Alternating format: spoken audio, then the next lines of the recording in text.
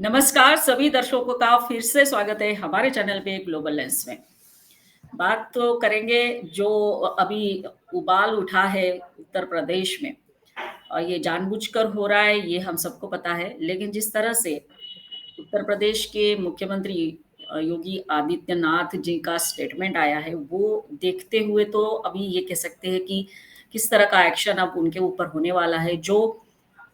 समाज में, देश में अराजकता फैलाना चाहते हैं। आप समझ गए होंगे मैं किसकी बात कर रही हूँ कि जो बात हुई है बरेली में और आई लव मोहब्बत को पोस्टर लेके जो कुछ भी हुआ, उससे लेकर। तो आज इस बात के ऊपर चर्चा करने के लिए आमंत्रित करेंगे जो उत्तर प्रदेश के ही निवासी है, advocate Pankaj Joshi ji, supreme court में लॉयर है और वो इसके ऊपर कुछ प्रकाश डालेंगे इस बात को लेके कि क्यों ये इतना बड़ा स्वरूप लेकर या डराने की कोशिश हम लोगों को कर रहे हैं क्या या नहीं, या फिर उत्तर प्रदेश के मुख्यमंत्री का जो स्टेटमेंट्स आ रहे हैं उसको देखते हुए ही चर्चा होगी। सर आपका स्वागत है सर। जी, नमस्कार मैडम। आपके सभी व्यूअर्स के लिए भी बहुत-बहुत नमस्कार। और आपका जो ये मुख्यमंत्री जी का जो बयान है, जो लॉ एंड ऑर्डर के फ़ेवर के लिए वो हमेशा बोलते रहते हैं, एक मजबूत जो बयान होना चाहिए एक मुख्यमंत्री के लिए, तो एक शासक के लिए, तो वही आम जनता के अंदर कानून व्यवस्था का उनमें भाव जगे, तो इसके लिए वो हमेशा ऐसे विपक्षी लोग इसे सख्त कहते हैं, लेकिन कानून को, लॉ एंड ऑर्डर को और रूल ऑफ लॉ को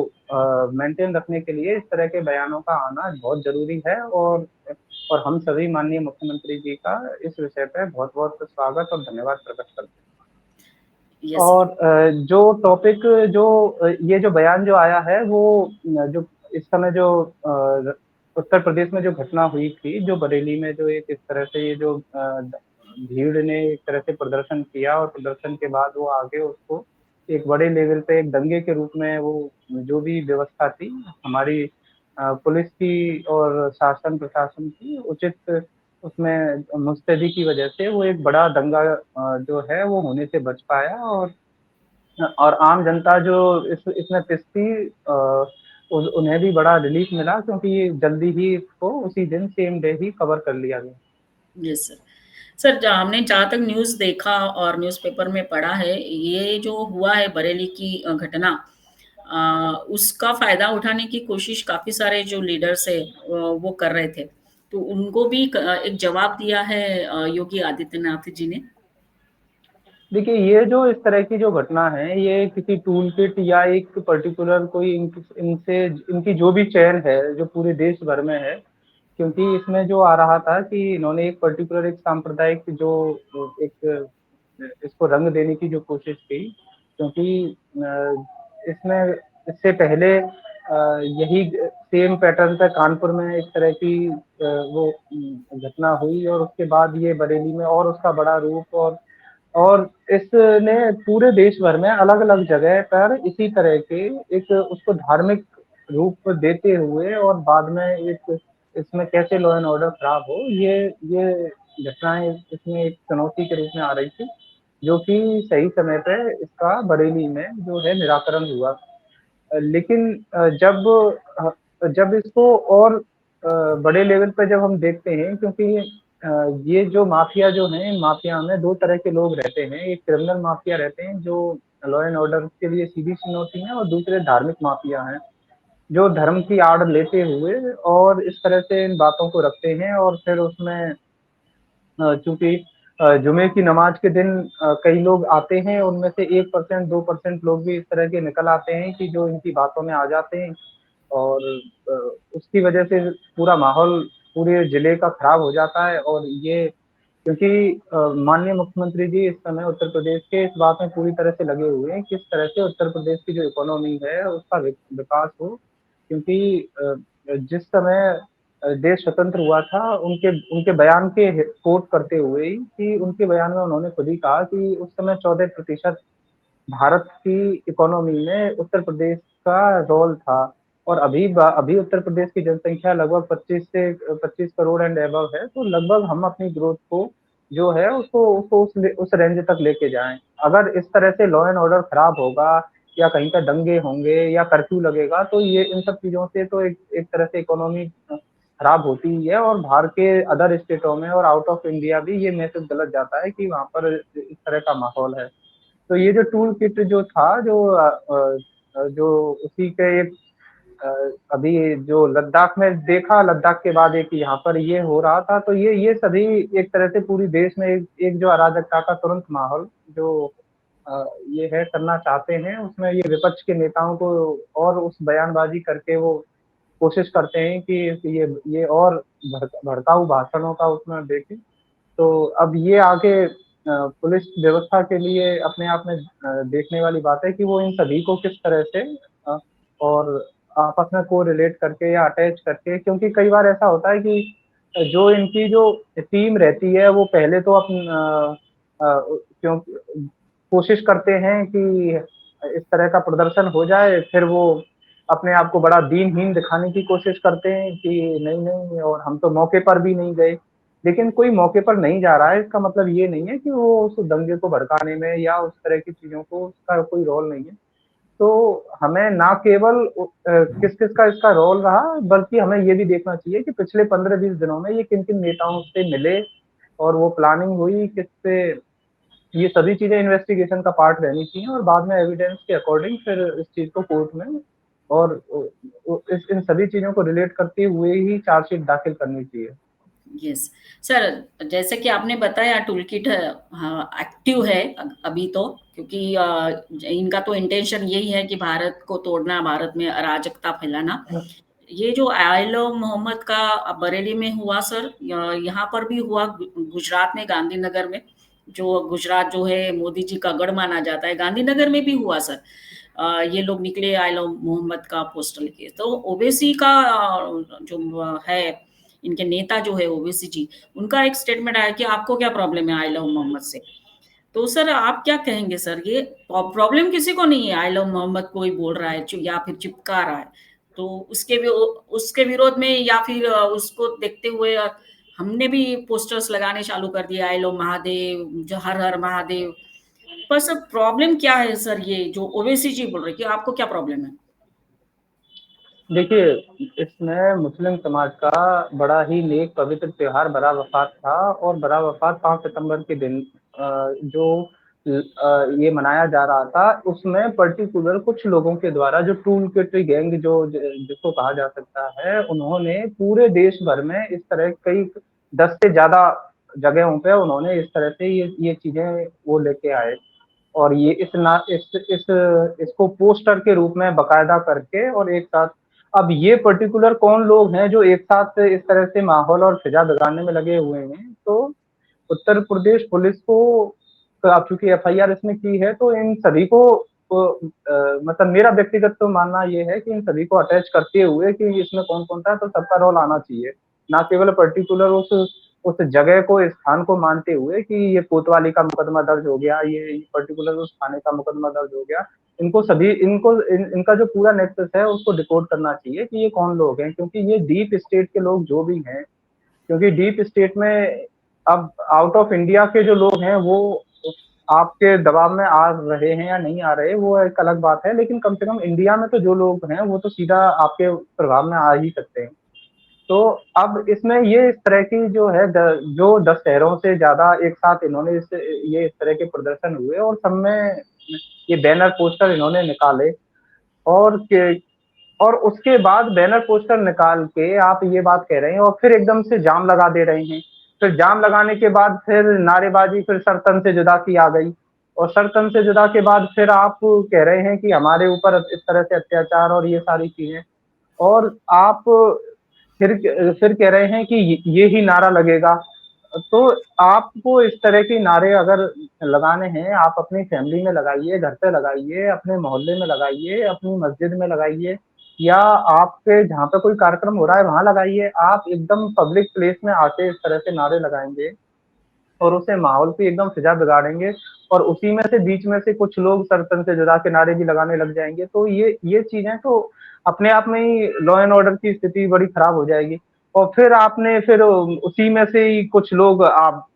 वो पत्थरबाजी चालू कर देंगे, क्योंकि जो अब एफआईआर हुई है, एफआईआर होने के बाद उसमें जो पुलिस की जो प्रेस कॉन्फ्रेंस आई है, उसमें स्पष्ट वहाँ पे उसमें लिखा है कि उसमें अ, जो है कांच की बोतल जो है, और उसमें वो पेट्रोल वाली बोतलें थी, यानी कि उसमें पेट्रोल भरा हुआ है, तो इस तरह की बोतलें आई हैं, है ना, और पत्थरें भी आए हैं, और जो तमंचे हैं, जो 15 बोर के, 12 बोर के, जो अलग अलग हैं, और उसमें खाली कारतूस भी मिले, भरे हुए कारतूस भी मिले। तो इन इन सभी चीजों के बाद अब यहाँ तक कि उत्तर प्रदेश पुलिस ने तो उसमें जब देखा है तो उन्होंने लाठीचार्ज किया है। अब कई बार इस मामले में मैं थोड़ा-सा व्यक्तिगत उसमें ये देखता हूँ कि आप केवल लाठीचार्ज तक सीमित रह जाते हैं, और इतनी बड़ी घटना जिसमें 22-22 पुलिसकर्मी घायल हो गए, उन वो हाँ, सभी आज मेडिकल उस पे जा रहे हैं, और आपने अभी तक रबर बुलेट का भी यूज़ नहीं किया। तो आप आपको थोड़ा तो शक्ति और दिखानी पड़ेगी। ये उस लेवल की शक्ति नहीं थी जो एक होनी चाहिए। क्योंकि इसमें आप केवल लाठीचार्ज तक सीमित, और दूसरे जो उनकी टूल किट की जो गैंग है, वो वहाँ पर इस तरह से बवाल कर रही है, हिंसा कर रही है, और उसके बाद वो सड़क पे आराम से लौट रहे हैं, रोना-धोना कर रहे हैं। तो उनको सबक कहाँ मिला है? उनको सही तरह से तो सबक मिला ही नहीं कि भाई आपके पुलिसकर्मी घायल होते जा रहे हैं, और उसके बाद चीजें ये है, तो थोड़ा-सा इसमें शक्ति वहाँ पर, चाहे जो भी ये दोनों तीनों जो अधिकारी थे, डीएम वहाँ अविनाश सिंह हैं, या डीआईजी अजय साहनी हैं, या एसएसपी हैं, तो इन सभी को थोड़ा-सा और जल्दी एक्शन में, और कठोर एक्शन, क्योंकि माननीय मुख्यमंत्री जी के स्पष्ट आदेश हैं, शासनादेश हैं, और स्पष्ट आदेश हैं, कोई भी लॉ एंड ऑर्डर की चुनौती जो भी बनता है, उसको कठोर से कठोर ता से कुचला जाए। और उसमें अगर कोई इस तरह से माहौल या फिजा बिगाड़ने की कोशिश करे, तो उसके लिए ये नहीं देखना चाहिए, क्योंकि अब इसमें ये जो आ रहे हैं कि ये तौकीर रजा ने इस तरह से किया, तो वो तो लगातार इसी तरह के बयानबाजी करते रहते हैं। अब ये कोई पहली बात तो है नहीं है कि उन्होंने इस तरह की कोई बयानबाजी की, या इस तरह से ये पहले भी जो 2010 में जब बरेली में दंगे हुए थे, तो उसमें इनका स्पष्ट नाम था, और उसी की जमानत पे ये छूटे हुए हैं। तो एक ऐसा व्यक्ति जो आपके जिले में परेशानी खड़ा कर सकता है, तो उसका वो किस तरह से आप हिदायत, या जो भी उसके मंसूबे हैं, उन पे किस तरह से रखेंगे। तो सबसे पहले किसी भी वरिष्ठ से वरिष्ठ पुलिस अधिकारी का सबसे पहले तो यही है कि वो इन लोगों पे कैसे नकेल कसी जाए। अब क्योंकि थाने के लोगों का इतना उन पर दबाव रहता है, अलग अलग घटनाओं का, अलग अलग चीजों का, तो वो बिजी बिजी हो जाते हैं अपनी चीजों में। यस, रोजाना दिन प्रतिदिन की इतनी नई नई चीजें निकल के आती हैं, तो वो उसमें बिजी हो जाते हैं। तो वरिष्ठ से वरिष्ठ अधिकारियों का उनको उनको खुद ये बात सोचनी पड़ेगी कि कौन कौन इस तरह के विशेष लोग हैं जो पूरे राज्य का माहौल खराब कर सकते हैं। तो इनके लिए और किस तरह से और कड़ी कठोर नीति बनाई जाए इस तरह के अपराधियों के लिए, तो वो तो इनके वरिष्ठ अधिकारियों को और सोचना चाहिए। यस। सर जैसे आप बताया कि सब कुछ मिला, बॉटल्स मिली, तो ये तो पूरी प्लानिंग के तहत ही हुआ, ऐसा ही हम बोल सकते हैं। साथ-साथ सर आपके जो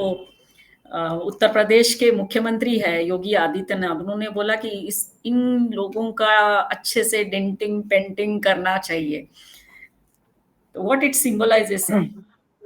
नहीं, मुख्यमंत्री जी तो हर बार कहते हैं इस बात को कि इस तरह के जो लोग हैं, जो लातों के भूत हैं, वो बातों से नहीं मानते। तो हम्म। वो स्पष्ट इस बात को कहते हुए निकल के चलते हैं।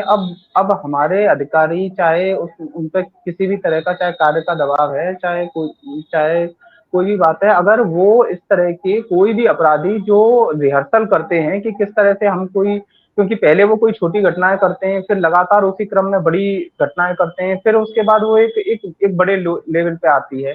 तो अगर इन चीजों को रूप में, अगर आपको ये समझ में नहीं आ रही है कि कौन व्यक्ति इस तरह से करता है, तो आपको आप मुख्यमंत्री जी की बात को नहीं मान पा रहे हैं, तो आपको अपने जिले तो ये आपको उसके लिए तो थोड़ा सा आपको और सजग रहना पड़ेगा, क्योंकि कई बार ऐसा होता है कि ये जो भी लोग हैं जो सांप्रदायिक दंगे कराने में इस तरह से जो रहते हैं, क्योंकि देखिए आज पहले जो जाकिर नाइक जो हमारे देश में घूमता रहता था, अब वो मलेशिया में जाके छुप गया, भूमिगत हो गया। तो वो लगातार इसी तरह की धार्मिक बयानबाजी करता था, जिसकी वजह से हमारा जो यूथ है वो भटक जाए और इस तरह के दंगों में इन्वॉल्व हो जाए।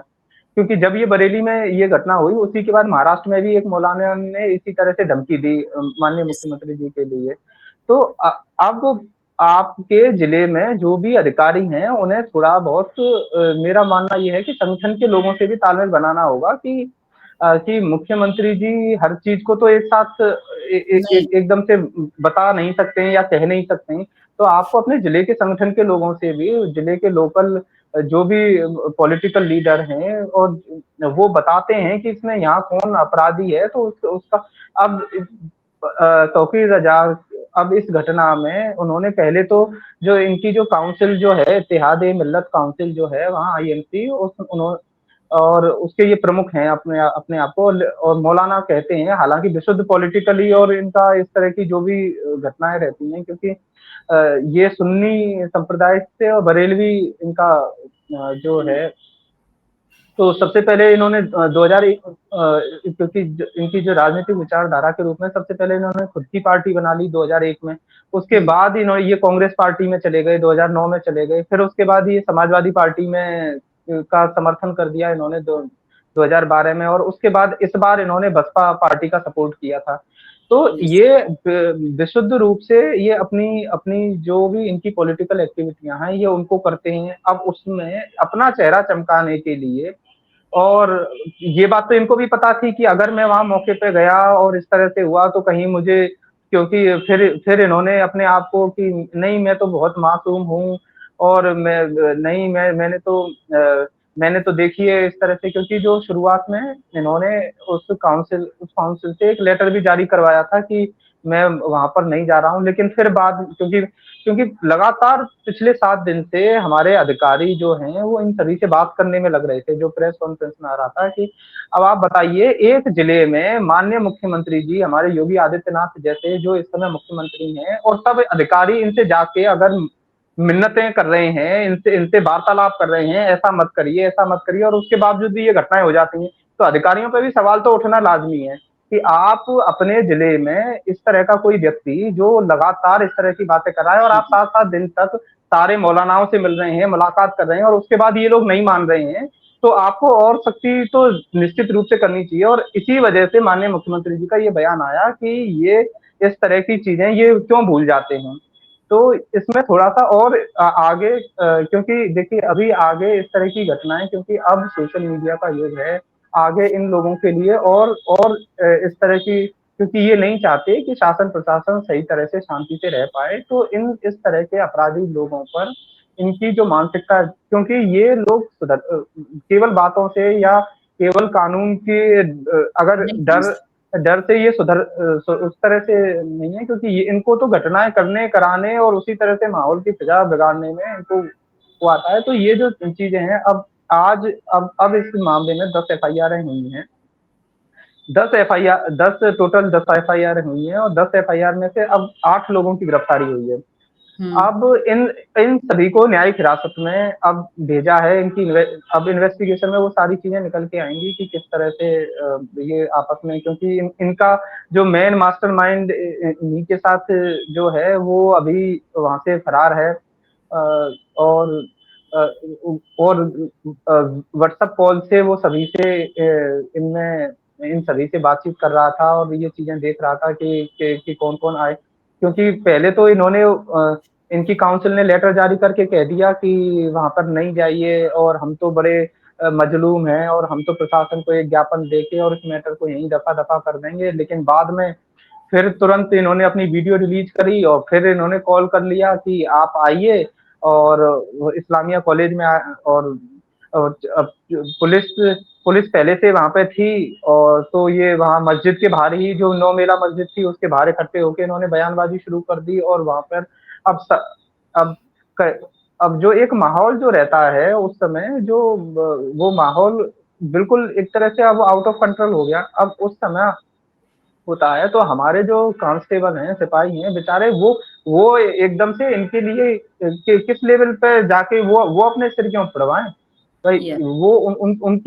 उनको क्या है, ऐसे लोगों को तो शुरुआत में ही, जैसे ही ये बयानबाजी शुरू करें उसी समय, क्योंकि सबसे पहले पुलिस का रहता है कि वो डिटेन कर लेते हैं, नजरबंद कर लेते हैं। तो नजरबंदी में अगर आप ऐसे व्यक्तियों को थाने में ले जाके सोफे पे बैठा के रखेंगे तो फिर क्या, वो उनकी उनकी और उनके जो समर्थक हैं उनकी जो है और छाती चौड़ी हो जाती है। ये देखिए साहब, हमें तो एसओ साहब ने बुलाया है, हम आके यहाँ बैठे हैं, देखिए ठंडा पानी आ रहा है। ठीक है, यस, एसओ साहब भी कई बार रहता है कि उन्हें अपनी नौकरी की चिंता तो रहती है कि मेरा जल्दी से ट्रांसफर नहीं हो जाए या यहाँ से ये थाना चेंज ना हो जाए। तो वो भी कोशिश करते हैं कि उनकी भी ये सारी चीजें, नौकरियों की एक मजबूरी रहती है कि चलो ठीक है, ये मामला, ये समय निकल जाए कैसे भी, इनके जो कह रहे हैं। लेकिन ये लोग सुधरते कहाँ हैं, ये तो उस चीज का और फायदा उठाते हैं। ठीक है, राइट, अब वरिष्ठ अधिकारी भी किसी ना किसी कामों में व्यस्त रहने के कारण या उसके कारण जो जो भी बात है उस वो कोशिश करते हैं, लेकिन इन लोगों को जो छूट मिलती है, इनकी जो गलतियां रहती हैं उनको नजरअंदाज किया जाता है। तो उसका उसका परिणाम फिर धीरे धीरे और बड़ी घटना के रूप में निकल के आता है। तो राइट, अब तो इनकी गिरफ्तारी हो गई है। अब इनकी गिरफ्तारी हुई है, उसमें से जो जो 7 एफआईआर हैं उनमें क्लियरली इन्हीं का खुद का नाम है कि ये हैं। और अब उसका परिणाम तो इन्हें भुगतना पड़ेगा ही, क्योंकि अब इस बात से तो काम चलेगा नहीं, क्योंकि अब तो ये खुद के मतलब अब इनको खुद शहीद होने का जज्बा पैदा हो रहा हो, और क्योंकि इनकी खुद का बयान आ रहा है कि मैं अतीक अहमद की तरह और अशरफ की तरह मेरे मेरे साथ भी घटनाएं हो सकती हैं। तो जब आप सीधा सीधा पुलिस से लड़ाई लेने के लिए जाओगे, ठीक है, आप आग लगाओगे वहां पर इस तरह से, और तो फिर बाद में आप कहो कि नहीं मैं शहीद हो जाऊंगा। अब आपको उस शहादत के रूप में लेते हुए, और फिर भी आपको अपने लिए इमोशनल सेंटीमेंट बहाने हैं। तो ये सब दोहरा चरित्र जो है, ये सारी चीजें जो फिल्मी डायलॉग हैं, ये विक्टिम बन के इस तरह से, अब वो चीज तो चलेगी नहीं। क्योंकि मुख्यमंत्री जी ने बिल्कुल क्लियरली इन सभी के लिए अब निर्देश दिए हैं कि फील्ड पे, मौके पे दिखना चाहिए। तो यस, अब पुलिस इसमें पूरी तरह से लग रही है। और जो ये जो चीजें हैं, जहाँ जो कानपुर वाली घटना से जो ये जोड़ रहे थे कि कानपुर में वहाँ एफआईआर हो गई आयला मोहम्मद के बैनर या पोस्टर, तो उसमें भी वहां पर क्लियर पुलिस की तरफ से, और ये क्लियरली ये आए, और ये चीज मीडिया में भी क्लियर हो गई कि इस तरह की वहां पे कोई एफआईआर आयला मोहम्मद के नाम पे या उसके इस तरह की चीजें कहीं हो नहीं रही हैं। और कानपुर के जो काजी जो थे, अब्दुल कुद्दस हादी साहब, उन्होंने खुद ये बात को वीडियो रिलीज करके कहा कि इस तरह की यहाँ कोई घटना नहीं हुई है, कोई एफआईआर लॉन्च नहीं हुई है। आपस में जो लड़ाई झगड़ा जो किसी बैनर पोस्टर को फाड़ने को लेकर था, वो कोई अन्य है, इस शब्द के ऊपर या इस तरह से कोई एफआईआर नहीं है। तो ये चीज भी वहां से आई, लेकिन फिर भी ये माहौल को खराब करेंगे, उसको फिर भी मुद्दा बना के रखेंगे, मुद्दा बनाने के बाद, लेकिन अब इनको क्या है, इनको दिखानी है ताकत। ठीक हम्म, है, तो इनको दिखानी है ताकत। जब सुल्तानपुर जेल में ये 2000 ये सुल्तानपुर जेल में जब आजम खान से मिलने गए थे, और उसके बाद बाहर आके इन्होंने कहा कि हम अपनी पूरी तरह से जो है वो ताकत दिखाएंगे। तो ताकत दिखाने का मतलब आप तो अपने जिले में पूरी दहशत पैदा कर रहे हैं। ठीक है, सीरियस, आप सभी के सामने ये जो लेके आ रहे हैं इस तरह से, तो आम जनता अब, जिनकी एक एज से निकलने के बाद जिनको समझदारी आ चुकी है, वो तो इनके प्रोपेगेंडा में नहीं फंसते हैं। लेकिन जो नया युवा है वो तो ये देखता है कि ये देखिए साहब, हमारे नेताजी की तो बहुत से इस जिले में मतलब हेकड़ी चल रही है, ये यही सब कुछ है। यहाँ राइट, पुलिस भी कुछ नहीं कह पा रही है, क्योंकि 2017 से पहले यही उत्तर प्रदेश का हाल था। इन्होंने कॉल कर दिया, ये बयानबाजी दे दी, फिर वो कर रहे हैं, लोग इकट्ठे कर लिए वहां पे, ट्रैफिक को जाम कर रहे हैं, और फिर एक कोई दंगा करवा रहे हैं। तो अब मुख्यमंत्री जी ने जो साफ कहा है कि अब हम उत्तर प्रदेश को कर्फ्यू का क्षेत्र नहीं बनने देंगे, अब यहाँ पर इंडस्ट्री का विकास होगा, लॉ एंड ऑर्डर सख्ती से उसका पालन किया जाएगा, और हमें अब एक डेवलपमेंट की राह पर उत्तर प्रदेश को लेके जाना है, ना कि इस तरह के ये जो भी माफिया लोग हैं जो इस यहाँ का माहौल को बिगाड़ना चाहते हैं, ये अब इनके फेवर में यहाँ के शासन प्रशासन को बिल्कुल नहीं आने की जरूरत है। Yes. So sir anyway sir ये भी कहा है मुख्यमंत्री योगी जी ने कि ऐसा सबक सिखाएंगे कि 7 पीढ़ियां सीखेंगी सबक से और दंगा करना भूल जाएंगे, ऐसा भी स्टेटमेंट आया था। तो सर होपफुली ये सारी बातें जो कही है योगी आदित्यनाथ जी ने वो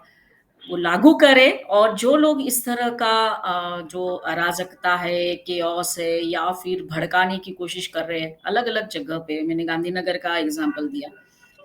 तो उनको भी एक बहुत बड़ा सबक मिले, संदेश मिले, जो भी कार्रवाई हो। तो sir thank you very much, आप इस बात को उजागर करते हुए काफी सारी बात चर्चा में ली आपने और हमें बताया। Thank you for joining us and सभी दर्शकों को हम कहना चाहेंगे वंस अगेन, प्लीज हमारे वीडियो को देखिए, लाइक करिए, कमेंट करिए, और जिन्होंने अभी तक चैनल को सब्सक्राइब नहीं किया है वो सब्सक्राइब जरूर करिए। Thank you sir, thank you very much. जी नमस्कार। नमस्ते, जय हिंद। जय हिंद।